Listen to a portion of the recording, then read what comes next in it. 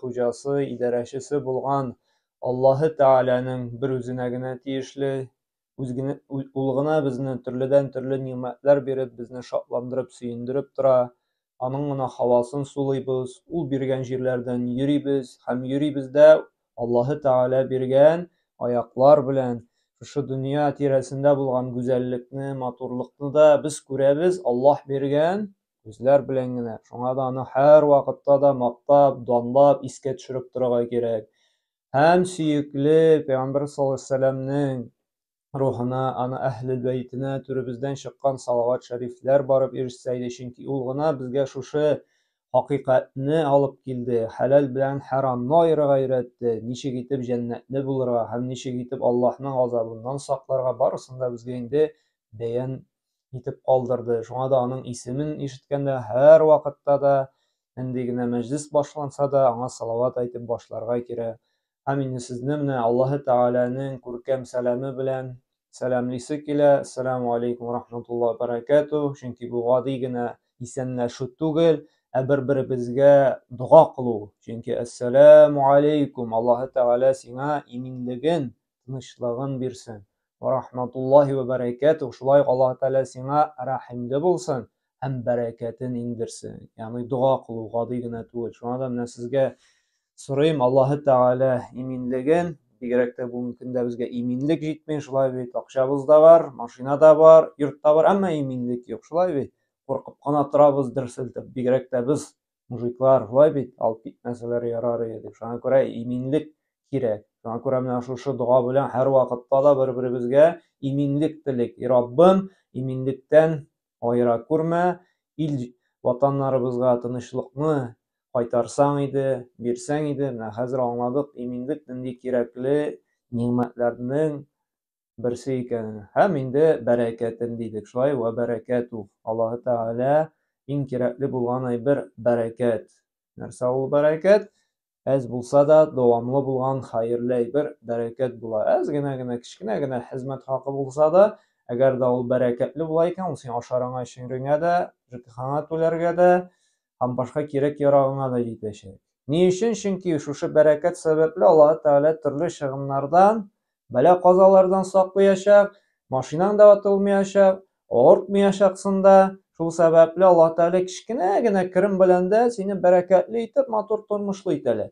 Бәрәкәтең булмаса, синең бик күп акча керергә мөмкин. Машинаң да ватыла, авыртасың даруга, врачка акча төртеп, шулай бит, тегенең белән сөйләшеп, моның белән сөйләшеп, моның белән күрешеп, бөтенесе чыгып китәргә мөмкин. 100 мең эшләсәң, 200 мең дә чыгып китәргә мөмкин. Шуңа күрә менә ул бәрәкәт теләү бик кирәкле нәрсәләрнең берсе булып тора. Һәм инде рәхмәттән башлыйсым килә. Менә килгәнегез өчен Фаил хәзрәт тә рәхмәт әйтте. Менә мин дә сезгә рәхмәтемне җиткерәм. Чөнки Аллаһ Пәйгамбер саллаллаһу алейһи ва сәлләм әйтте: "Мән ла яшкурун нас ла яшкуруллаһ" ди. Кем кешеләргә рәхмәтен әйтә белми икән, кешеләргә рәхмәтле була белмәсә, ул Аллаһы Тәгаләгә дә рәхмәтсез ди. Чөнки Аллаһ үзенең рәхмәтен, шушы нимәтләрен, шушы кирәк-ярагын кеше аша җибәрә безгә, кешене сәбәпче итеп ала. Шуңа да килдегез, Аллаһның сүзен ишетим әле, Пәйгамбер саллаллаһу алейһи ва сәлләм күркәм хәдисен белим әле дип, шуңа Аллаһы Тәгалә сезгә күп итеп әҗерләрен бирсен, чөнки мәчеткә килү, вәгазь тыңларга ул хаҗ кылган әҗергә тиң. Чөнки Муснад Имам Хиббан хәдисләр риваятында килә бит: "Мән гадара иләл мәсҗиди" ди, кемдә кем ди мәчеткә юнәлә икән ди, берәр хәерлек теләп ди, ягъни хәерлек, берәр хәерле сүз ишетим, хәерле сүз әйтим ди. Ягъни менә без хәерле сүз ишетергә җыелдык, шулай бит. Менә шушыны ният белән мәчеткә юнәлә икән ди, һәм шушында утырып шушы хәерле сүзне ишетә икән ди, ахырына игътибар белән, диккать белән тыңлап, вәгазьне утыра икән ди, бу кешегә ди тулы хаҗ кылган кебек әҗер язылыр ди. Шуңа күрә җәмәгать, менә ишетсәгез, кая мәчеттә вәгазь кичәсе була, берәр дәрес була, йөрергә тырышыгыз, чөнки тулы бер зур әҗер кылган кебек Аллаһ Тәгалә әҗер бирә икән. Шуңа менә әлхәмдүлилләһ, бер сәгать кенә вакыт, нинди зур әҗер. Аллаһы Тәгалә сезне шушында китерде, шушындый зур әҗерләр алыр өчен. Шуңа күрә Аллаһның рәхмәтләре бик күп, саваплары булсын, ике дөньяның бәхетенә ирешеп, ике дөньяның әҗрен алырга Аллаһ Тәгалә безгә насыйп итсен һәм безгә дә инде. Менә адәм баласы һәр вакытта да белә, күрә, һәрбер нәрсәнең инде максаты булганын, шулай бит. Менә бу микрофонның да максаты бар, шулай бит. Анда апаларга ишетелсен өчен, урамга ишетелсен өчен, тыйнак кына әкрен генә тавыш яңгырап, катырак ишетелсен өчен, менә бу урындыктың да максаты бар. Кеше утырып ял итсен өчен, утырып китап укысын өчен, өстәлнең дә, шулай бит. Максатсыз бер нәрсә дә эшләнми. Һәрбер нәрсәнең ниндидер бер максаты бар, ниндидер бер хикмәте бар. Шулай бит. Һәм шушы ниндидер максат белән яратылган икән, шушы максатта гына ул аны кулланырга тиеш. Менә бу гади генә телефон, шулай бит, сөйләшер өчен, видео төшерер өчен, элемтәдә булыр өчен, видео карар өчен, шундый кирәк-ярак безнең вакытыбызны алыр өчен ясаганнар, шулай бит. Күзебезне авырттырып, күзлек киер өчен, шулай бит. Максаты нәрсә? Элемтәдә булу. Күңел ачар өчен диек инде. Максат, шулай бит.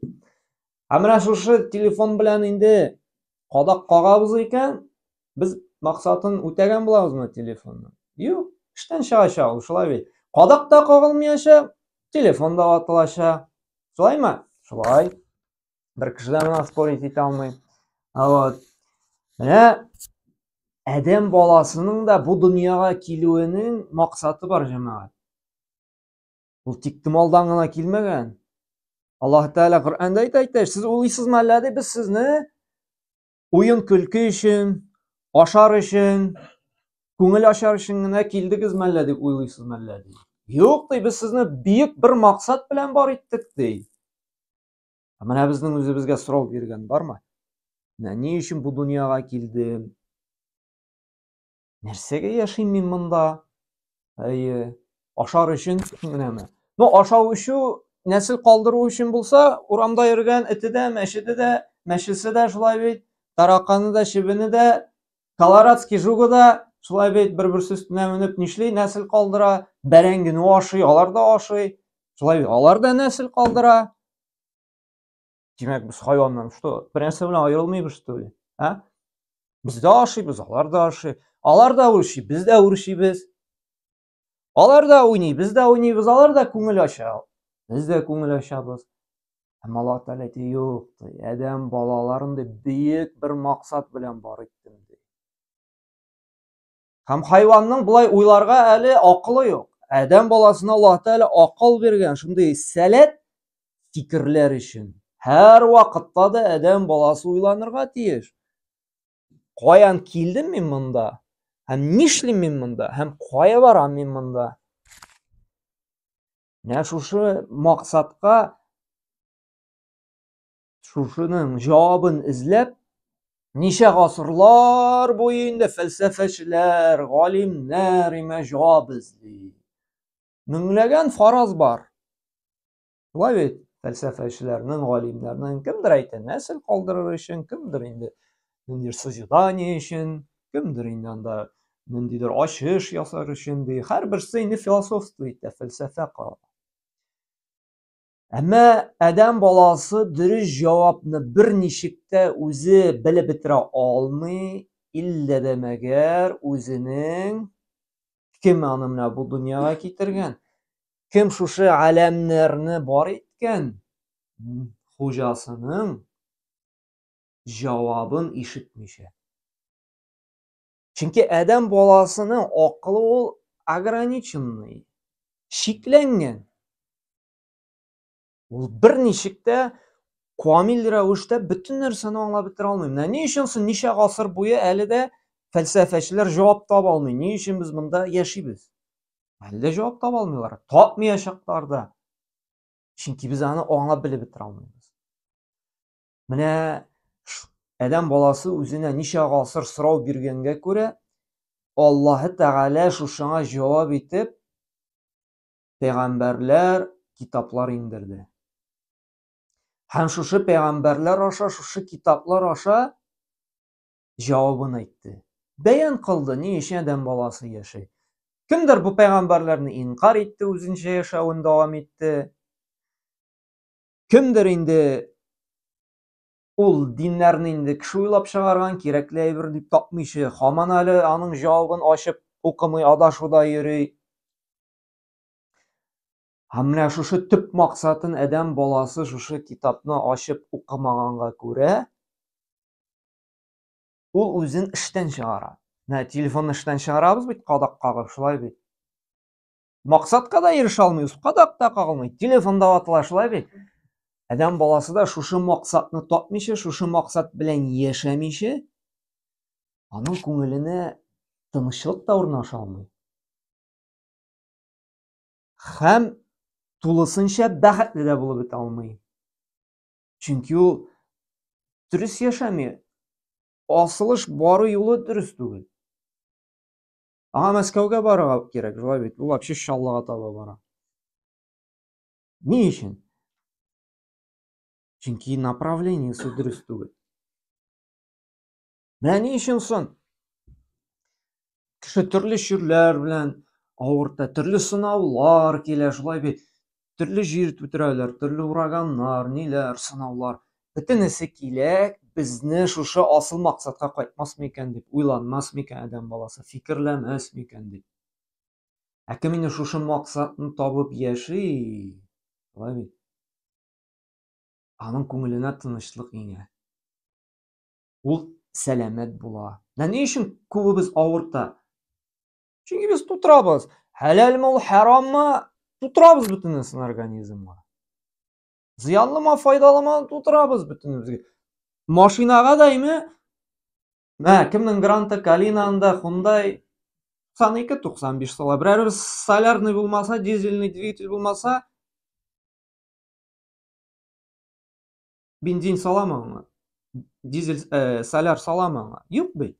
Бензиновый икән, язып чыгарган икән автосалон 92-95, аңа бит дизель салмый ул. Ул белә, машинасына да бензин салырга кирәк икән, белә, дизель салу аңа зыянлы, двигатель эштән чыга. Ә кеше кайбер вакытта белә, монда салырга ярамый менә бу эчемлекне. Шулай бит. Машинаны күбрәк кайгырта, ә үзен кайгыртмыйча сала. Двигательгә май салырга кирәк, специальный, шулай бит инде. О, синтетика. Берәрсе симәнке мае саламы? Салмый. Шулай бит. Ә менә үзебезнең организмны кайбер вакытта шуңа кадерсезлибез. Аллаһ Тәгалә әйткән, менә шушы ризыкларны гына ашагыз. Буларыннан тыелыгыз. Юк, бу тыелганын без салабыз. Машинага да салмыйбыз. Ә үзебезнең двигательгә салабыз. Аллаһ Тәгалә әйтте икән, менә шушыны гына ашагыз, шушыны гына эшләгез. Димәк, монда безнең организм өчен, безнең сәламәтлек өчен, безнең җаныбыз өчен файда ята. Ярдә Аллаһ Тәгалә тыйды икән шушы эчемлектән, шушы ризыктан. Димәк, безнең двигательгә, безнең организмга, безнең җаныбызга, күңелебезгә, йөрәгебезгә, рухыбызга бик каты зыян ята. Һәм кеше шушыларны үтәмәгәнгә күрә, шуңа күз кулак булмаганга күрә сбой килеп чыга. Әллә инде кеше күрмәгән, ишетмәгән авырулар чыга. Кеше әле бу вакытта җигреп йөрергә тиеш. Уже всё, килеп сыгыла. Ни өчен? Чөнки ул Аллаһ биргән тормышны, шушы максатны табып, дөрес яшәмәгән күрә. Аллаһ Субханаһу ва Тәгалә Коръәндә әйтте: "Ва ма халактул җинна вал инса илля лиябудун" диде. Мин сезне ди, бары тик бер максат белән генә бар иттем ди. Мин кешеләрне ди, һәм җиннәрне ди, миңа гына гыйбадәт кылсыннар өчен бар иттем ди. Нәрсә ди Аллаһ Тәгалә? Гыйбадәт ди. Димәк, яшәүебезнең максаты гыйбадәт икән. Аллаһ Тәгаләне буйсыну, Аллаһ Тәгаләнең әмерләрен үтәү, аңа итәгать итү һәм ул тыйган нәрсәләрдән тыелу. Ярар, монысын аңладык. Һәм Аллаһ Тәгалә менә Мульк сүрәсендә, Тәбәрәк сүрәсе, мәҗлесләрдә укыйлар, шулай бит инде, бөтенегез Тәбәрәк сүрәсен белә. Анда икенче аятта да Аллаһ Тәгалә әйтә: "Әлләзи халакал маута вал хаята лияблуакум айюкум ахсану амала" ди. Мин ди кешеләрне һәм мин ди үлемне һәм яшәешне, тереклекне бар иттем ди, сезне сынап карар өчен ди. Кайсыларыгыз иң хәерле гамәл кылучылардан булыр икәнен белер өчен ди. Сыналабыз.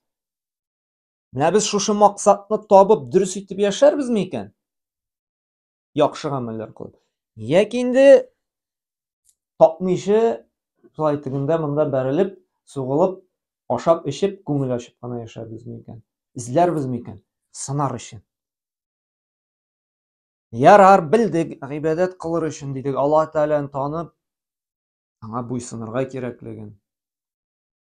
Кеше әйтер, ансыз да яшәп була бит. Яшәп була. Яшәп була. Әмма нәрсә дидек, зыян килә ди, эштән чыгабыз. Психологически да, рухи яктан да, сәламәт ягыннан да. Һәм тагын да куркынычрагы диек инде. Без әдәпсез, тәртипсез, шөкерсез булабыз гыйбадәт кылмыйча. Ничек итеп? Мәсәлән, мисал тормыштан гына.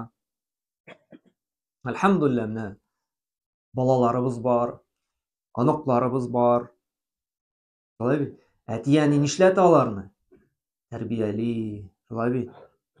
Кара, әниләребезне төннәрен йокламыйча, шулай бит, асларын җыештырып, иренеп тормый бит. Төнге 2дә дә бала эшен эшләде икән, памперсын алыштыра, астын алыштыра, киреләнеп уяна икән, ашыйсы килә икән, карап тормыйса, ничә шулай бит.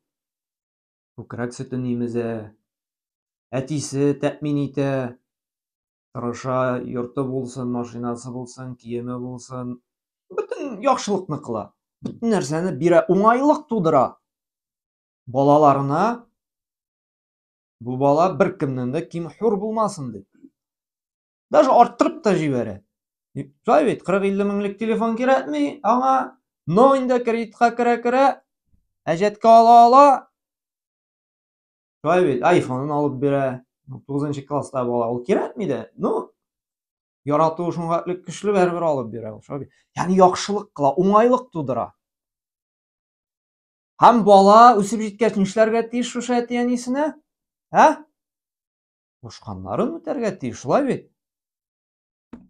Әтисе, әнисе шалтыратты икән, улым, кызым, кайт. Карны ташыйсы бар һәм бөтен проблема. Канау казыйсы бар, шулай бит. Түбәдән карны төшерәсе бар. Тәртипле булса, шушы яхшылыкка яхшылык белән җавап бирергә кирәк дигән тәрбияви иман салынган булса, ул үти, кайта, чистарта, булыша, эшли. Әгәр дә инде шушы әдәп әхлагы, тәрбиясезлек була икән бу балада, башымны катырма әле ди, шулай бит, минем эшем күп ди. Ипотека түлисе бар, кредит түлисе бар, сиңа вакытым юк, үстердең, рәхмәт әйәба. Шалтыратмый да, хәл дә белми. Ягъни әти-әнисе моңа яхшылык эшләде, уңайлыгын тудырды, бөтен кулланды әти-әнисен, шулай бит, изгелеген. Һәм җавап бирмәде шундый ук изгелек белән. Булышмады, рәхмәт тә әйтмәде, әмерен дә үтәми, сүзен дә тыңламый. Нинди була бу бала? Тәрбиясез, шөкерсез, рәхмәтсез. Мондый баланы инде беркем дә яратмый. Әтинәнин дә күңеле рәнҗи, белгән күрше дуслары да бик хөрмәт итми. Әти-әнисен хөрмәт итмәгәч, безне каян хөрмәт итсен, моның белән бик эштә корасы килми, шулай бит. Әти-әнисеннән борылгач, бездән дә борыла ди. Менә үзебезгә кайтыйк инде, җәмәгать. Аллаһы Тәгалә шуның хәтле уңайлыклар тудырган безгә. Карагыз, нинди зур галәмне буйсындырды безгә. Җир бирде. Шушы җиргә менә гаҗәй җитәбез, шулай бит. Аллаһның җиренә кишерен утыртабыз, бәрәңгесен утыртабыз, суганын утыртабыз. Нәрсә генә чәчмибез? Шушы җиреннән шифалы яңгырларын яудырып, төрледән төрле җимешләр бирә. Һәр көнне Аллаһ Тәгалә буйсындырды, кояшы чыга. витамин D биреп, безгә дә сәламәтлеккә дә файда булсын дип шулай бит. Шушы җиләк җимешләрендә, шушы кояш нурында җылынып пешәләр, өлгерәләр. Кояшны буйсындырды. Һәр көн сайын, һәр секунд сайын Аллаһның һавасын сулап без яшибез. Аллаһ Тәгалә әзрәк һаваны кысып карады бит безне пандемияда, шулай бит. Үпкә, сулау, тирән сулыш алу нинди зур ниғмәт икән аңламадык. Аңламадык, җәмәгать. Ни өчен аңламадык? Хәзер җитәбез аңа. Аңламаган күрә Аллаһ Тәгалә су шәфәтен җибәрде. Бәлки иминлек аша белерсез сез ди нәрсәнең нәрсә. Юк, әле дә аңламыйбыз. Аллаһ Тәгалә тудырды bütün уңайлыкларны безгә. Һавасын сулыйбыз, суларын бирде. Карагыз бездәге чишмәләр, Африкада тилмерәләр, шулай бит куюлар казыйлар. Моннан җибәрәләр, кую казыталар. Бездә әлхәмдүлилләһ авыл сайын 2-3 чишмә суларга су ниғмәтенә кылганбыз. Ягъни bütün уңайлыкларны тудырды. Шулык әтияне инде, шулык ризыкны да Аллаһ Тәгалә бирде. Әмма кызганыч шушы тудырган Аллаһ Тәгалә безгә биргән яхшылыклар өчен без шөкерле булырга ашкынмыйбыз. Без не то что Аллаһка якын, без аны ерагайдан комфортта яшәгән сайын без Аллаһтан ерагаябыз. Әби бабаларыбыз карагыз, менә сез бабайлар монда утыра. Элек дин үзе дин булмаса да, но кешенең күңелендә, гамәлендә дин бар иде. Бүгенге көндә диннең сүзе бар, кешенең гамәлендә дин юк. Шулаймы? Кичкенә генә йортта ничә гаилә тора идеме? Сыялар, әти-әнине дә хөрмәт итәләр, әти-әни аның балаларын да хөрмәттә. Уф, туйды мин. Бүген бит ничек? Бүген зур йорт, качан китәсез инде? 2 көн булды, всё, давай. Бүген инде аныкка әби бабай, әти-әни дә төзәлми, балалар да әти-әни күңел тарайды, шулай бит. Менә ни сәбәпле адәм баласы менә шөкерсез. Аллаһ Тәгалә bütün биргән ниғмәтен куллана, ашый, сулый, эчә, йөри. Шулай бит. Әмма гыйбадәт кылмый. Гыйбадәт кылу менә шул шөкерле булуның бер зур дәлиле. Менә без үзебезне шуннан беләләбез. Менә мин рәхмәтлеме? Аллаһ Тәгаләгә. Мин шөкерлеме? Карыйбыз кая? Сүзен тыңлыйммы? Әти-әнинең сүзен тыңлыйбыз бит. Әти-әни сүзен тыңламасак тәрбиясез була. Менә монда да Аллаһ Тәгаләнең әмерен кушканын үтәмибез икән без тәрбиясезләрдән булабыз. Чөнки моңа дәлил нәрсә? Пәйгамбәр саллаллаһу алейһи ва сәлләм төнге намазларын шуның хәтлек узак укый, аның аягындагы табаны ярыла иде. Шуның хәтлек узак намаз укудан. Һәм Айша анабыз әйтә: "Я Расулуллах, син бит инде Аллаһның илчесе ди, сиңа җәннәт вәгъдә ителгән ди. Син бит булай да җәннәтле ди, нишләп үзеңне шуның хәтлек бимазалыйсың ди?" Пәйгамбәр саллаллаһу алейһи ва сәлләм нәрсә ди? Мин ди, шушының өчен ди. Аллаһ Тәгаләгә рәхмәтле булырга, шөкерле булырга тиеш түгелмени ди. Намаз Аллаһ Тәгаләгә шөкерле, рәхмәтле булуыбызның бик зур нәрсәсе? Күрсәткече. Менә шушы максат гыйбадәт. Беренчедән, шуны үтәп яшәсәк, тормышыбыз бәхетле булачак. Шулаймы? Күңелгә тынычлык иңәчәк. Икенчедән, без Аллаһ каршында тәрбияле, шөкерле, рәхмәтле кешеләрдән булабыз. Чөнки биргәненә рәхмәт әйтәбез. Ничек итеп? Гыйбадәт кылып. Бер нәрсә дә бушка килми, җәмәгать. Һәр бер нәрсә өчен түләргә кирәк. Шулаймы? Менә бу коверлар алып кайтып җәйтегез, шулай бит. Сатып алдыгыз берсә бушка бир. Менә бу өстәл булсынмы? Любой нәрсә. Бу дөньяда бер нәрсә бушка. Менә җәмәгать Шушы сулаган һава өчен, шушы күрә торган күз өчен. Менә күрә торган күз өчен дигәндә. Әле бер операция ясатты бер апа. Күпме түләдек диде. Соң хәтерләмим, хайран инде. Операция өчен акча түләдек. Әле шунда түлибез, врачка ялынабыз, ясайын ди, әйбәтрәк ясайын, өстәп тә бирмен әле мин сиңа шулай бит. Главный күрә торган итеп күземне кайтар. Рәхмәт инде. Акчасын да бирәбез, пакетлар да бирәбез. Врач артыннан ничек кенә йөрмибез. Менә гомер буе Аллаһ биргән күз белән күрәбез. Шушы дөньяның матурлыгын карыйбыз. Әмма уйлап караган бармы? Менә врачка ашкынабыз бит. Ничек без Аллаһка ашкынмыйбыз? Тукта, Раббыма ничек түләргә тиешмен? Кайбер кеше әйтә, эх, хәзер ди күрү сәләтем кайтса, ди, Коръән укырга өйрәнер идем. Тутып үз күзләрем белән Коръән укырга ди. Әле менә тормыштан тоже бер мисал китерәсем килә. Бер дус малай әйтә. Хатында да онкология тапканнар иде. Ну, ранний стадияда иде. Әле ул куркыныч түгел. Әле ранний стадияда. Хатын ди малайды моментально ди намазга басты ди. Бер икатнадан ди итәге занайды ди. Чәченә ди тюрбан ди килеп кунды ди. Шул ди диндар булып китте ди. Ялвара ди, Раббым узун гомер бирсәң иде, давалансаң иде ди. Һәм ди нәрсә ди? Әлхәмдүлиллаһ даваланды ди. Операциясы да удачно булды. Теге нине удалить иттеләр. Шуннан соң нишләде? Адәм баласы инде. Башта тюрбан төште ди. Нары инде итәк кыскарды ди. Аннары вообще намаздан итте ди. Һәм менә нишим икән ди. Нишим икән хәл мондай хатын.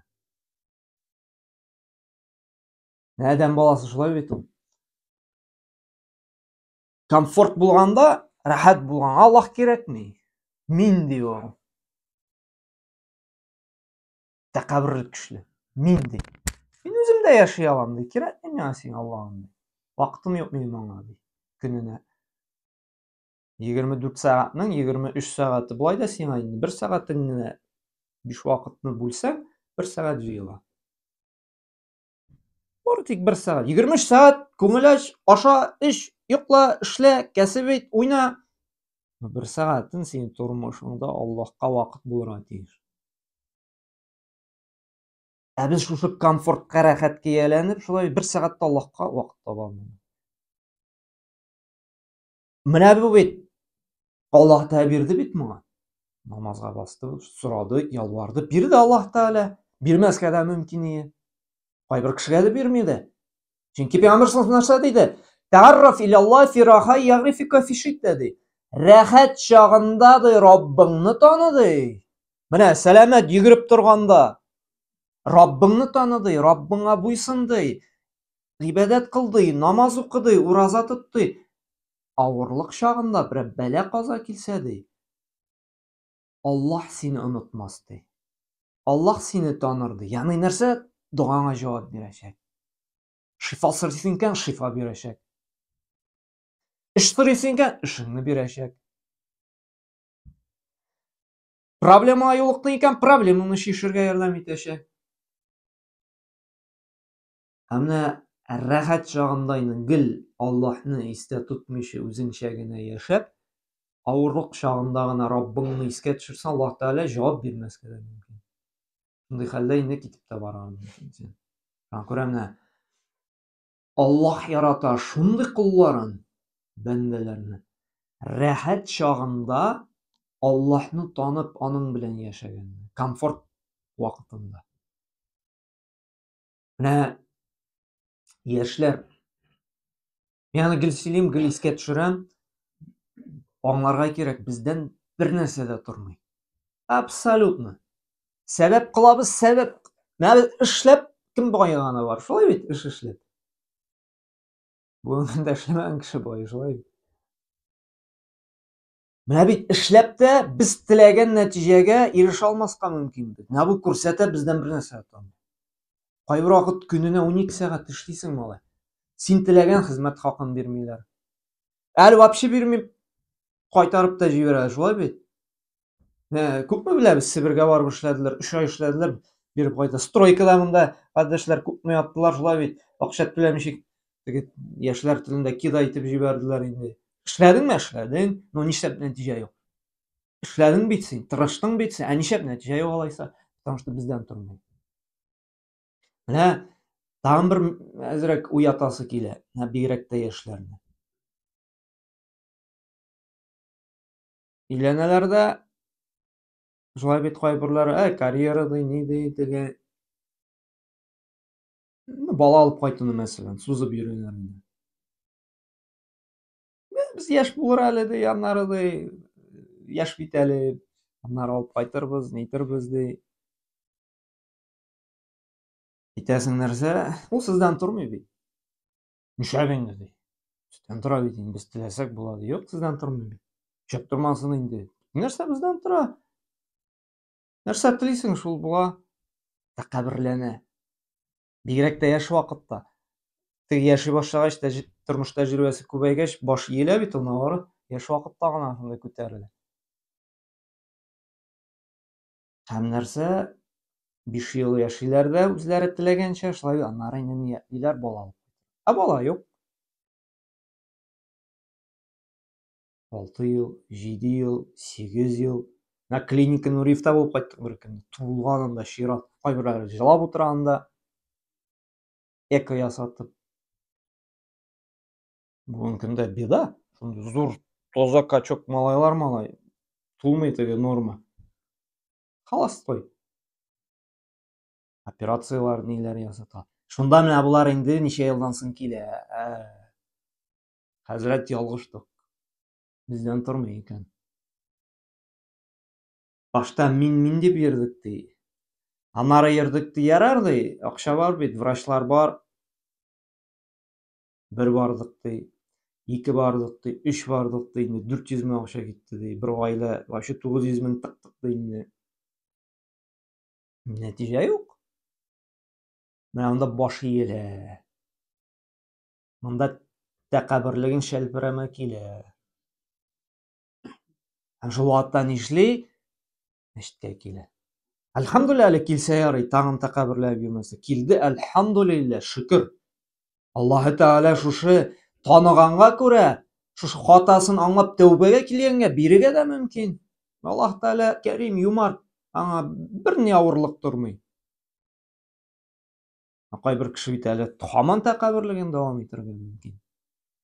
Җәмәгать, шуңа күрә эшләсәк тә эшләгән нәтиҗәләргә ирешә алмаска мөмкин без. Сәбәбен кылып та җимеш булмаска мөмкин.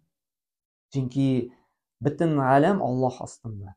Аллаһ нәрсә тели, шул була. Һәм Аллаһ Тәгалә һич шиксез, вакыт бармы? Шуңа күрә менә максатыбызны, гыйбадәтне без танып яшибез икән, Аллаһ Тәгалә безгә иминлеген дә бирәчәк, сәламәтлеген дә бирәчәк, малыбызга бәрәкәтен дә иңдерәчәк. Һәм инде бу дөньяда да, ахирәттә дә, ике дөньяның да бәхетен бирәчәк. Шуңа күрә безгә анализ ясарга кирәк. Шушы максатны табып, шушы Аллаһ кушканча яшимме мин? Һәм менә бу Рамазан аеда шушы Аллаһка итәгать итә торган, Аллаһка якынайта торган бер айларның берсе. Чөнки уразаның тотуы бер максаты ул тақвалык.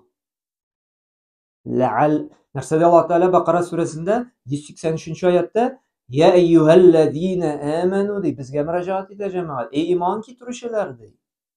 Кемнәр Аллаһ Тәгаләнең барлыгына, берлегенә ышана, шуларга мөрәҗәгать итә. Атеистларга да түгел, диннән көлүчеләргә дә түгел, һәм Аллаһ Тәгаләнең барлыгына, берлегенә ышанучыларга. Кутиба алейкумус сияму кама кутиба алаллазина мин кабликум лааллакум таттакун. Сезгә хәтлек яшәгән кавемнәргә фарыз булган кебек ди. Сезгә дә ураза тоту фарыз булды ди. Ни өчен фарыз булды ди? Ләалләкум тәттәкун. Бәлки сез тақвалылардан булырсыз ди. Менә тақвалык инде. Менә шушы Аллаһы Тәгаләнең кушканнарын үтәп, менә әти-әнинең сүзен тыңлыйбызмы? Менә шулай Аллаһы Тәгаләнең сүзләрен тыңлап һәм тыйганнарыннан тыелу була тақвалык. Әти-әни дә кайбер вакыт тыя бит балаларны. Бу әшәке малай моның белән йөрмә, шулай бит. Бу юлдан барма, тегесенә әйләнеп бар. Тыя. Кушу, әмр итү. Тыю ул гадәти. Яшәү рәвеше шундый. Чөнки законда да бар, нәрсә эшләргә хуп күрелә, нәрсәләр тыела. Һәм Аллаһ Тәгалә шул. Менә бу тақвалык.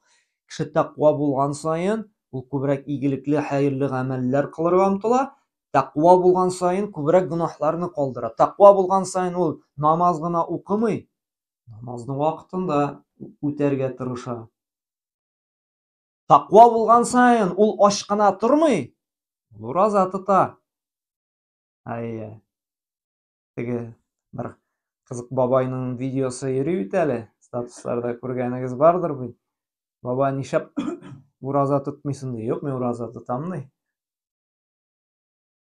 Нинди хикмәтле һәм чынлап та ураза тоту бит ул без аңлыйбыз ашау ичү генә.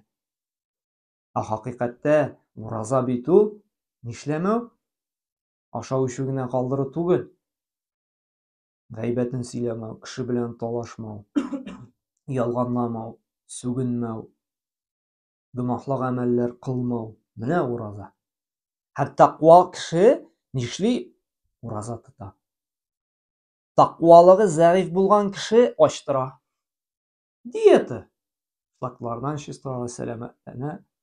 Но ахирәттә инде бер нәрсәс калдырган. Менә шушы Рамазан аена ирешеп без фикерлибез, уйланабыз һәм шушы тақвалыкка ирешеп инде Аллаһка якынаябыз.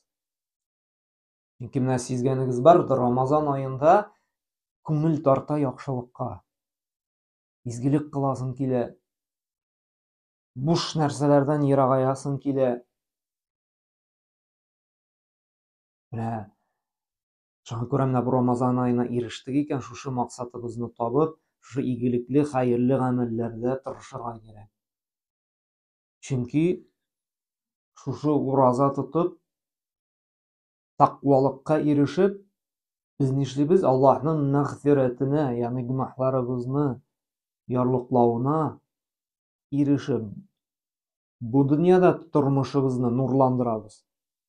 Бәхет, сәгадәткә ирешәбез.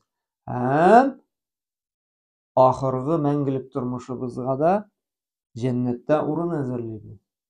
Чөнки мөселманның максаты ул җәннәт. Без белмибез бу дөньяда күпме яшәгәнне. Шулай менә бит әле Марат кардәш тә шулай бит.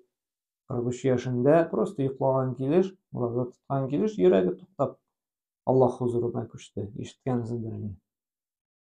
Яшь егет, узун, бодрый, шулай бит. Аңарча әле тоже арчада бер 29 яшьлек малай Аллаһ хузурына күчте, шулай бит. Ягъни бүгенге көндә пенсиягә чыккач, аннары соңрак дип яшәп булмый җәмәгать. Белмибез качан Аллаһ хузурына күчәбез. Бүген бар, иртәгә юк. Менә бу дөньяда акча кирәк бит, шулай бит. Тормыш алып барыр өчен. Ахирәтне алып барыр өчен, шулай бит.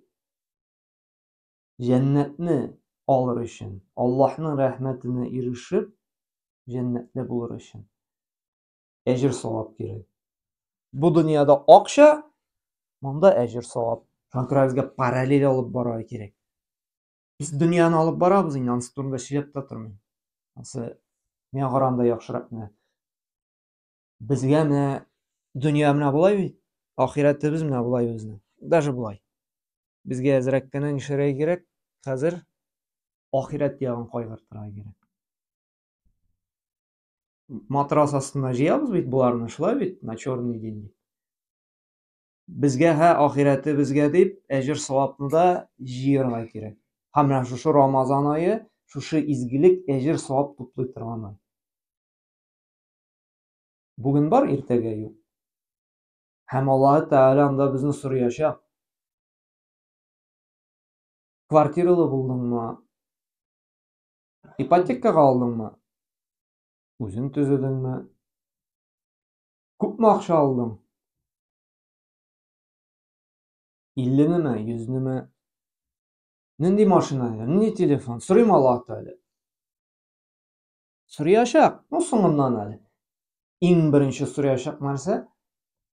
Шөкерле булдыңмы син Раббыңа? Намаз укыдыңмы? Иң беренче нәрсә сорый Аллаһы Тәгалә. Шушы Раббыңа буйсындыңмы? Намазыңны укыдыңмы? Тормышыңда 24 сәгатьнең 1 сәгатен менә минем өчен Аллаһ Тәгалә сораячак. Раббың өчен вакыт таптыңмы диячәк. Күрә җәмәгать, уяу булыйк.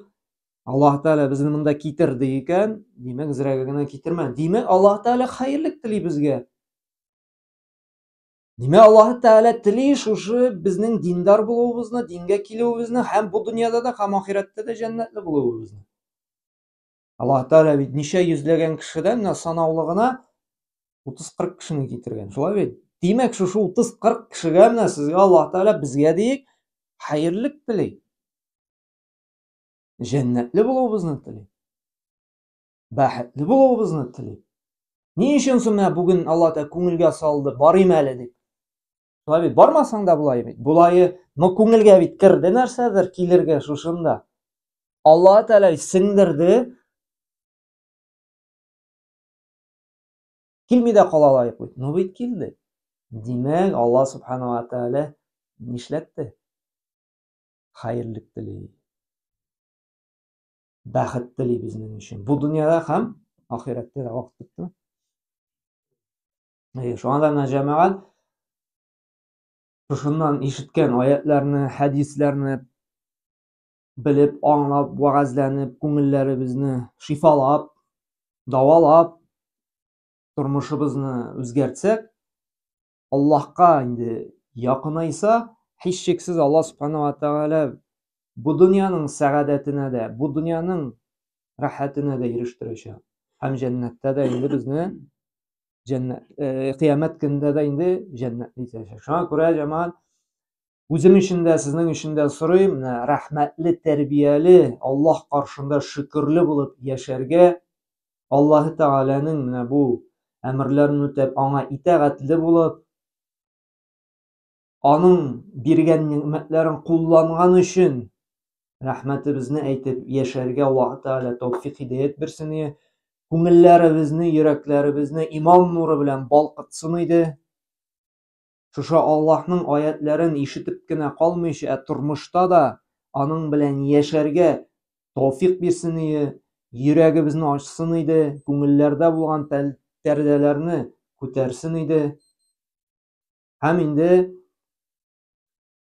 шушында ишеткән сүзләр белән истә калдырып, калганнарыбызга да сөйләп, аңлатып, балаларыбызны да, хатыннарыбыз, ирләребез, әби-бабаларыбызны, якыннарыбызны да вәгазьләп, аларны да җәннәтле булырга тырышсак иде. Субханакаллаһу бихамдик, ашһаду ан ла илаһа илля анта, астагфирука ва атубу илейк.